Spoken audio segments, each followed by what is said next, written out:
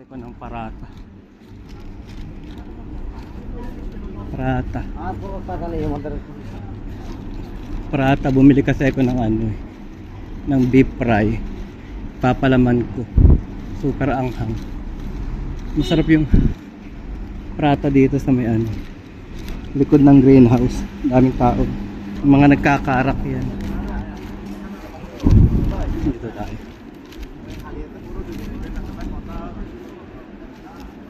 Naglakad na ako after ng work kasi pagmamaya pa ako maglalakad. Makakatulog ako. Ay yung lifeline. Tatama rin na akong maglakad mamayang gabi. Malamig kasi. Kaya ngayon maglalakad na ako. May bagong park pala dito oh. Bagong gawa yan, dati wala. Ayun, Metro Manila. Filipino products. Nung araw napakahirap bumili ng mga Filipino products. Ngayon nagkalat na sila. Ayun. Diba yung maraming Filipino supermarket.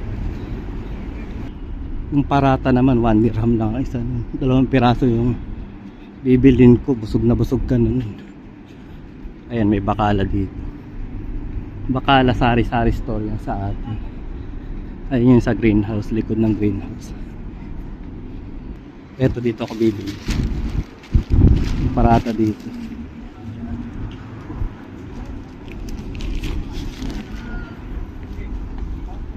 Boss, 2 parata for takeout. 2 parata plain. Put in foil ah. Thank you. Meron din silang boiled egg, samosa, cheese, vegetable, saka chicken, saka mga Indian street food. Parata oh. Pinalagay ko sa foil. Baka kung ano iniisip niyong foil ah. Papalaman ko yung beef fry na binili ko. Ito na yung nabili ko. Ayan yung hindi pala siya beef fry, siya beef masala. Parang to, napaka spicy. Para sigurong bumili ka na lang ng 1 kilong sili. Ito yung parata. Saka yun yung kainin. Lagay natin sa parang maliit yung parata. 1 dirham isa niyan. Ganyan lang. Parang gawin natin siya sa shawarma. Papalaman natin. Saka natin bibilutin. Lang yan. Bibilutin mo siyang ganyan. Diba?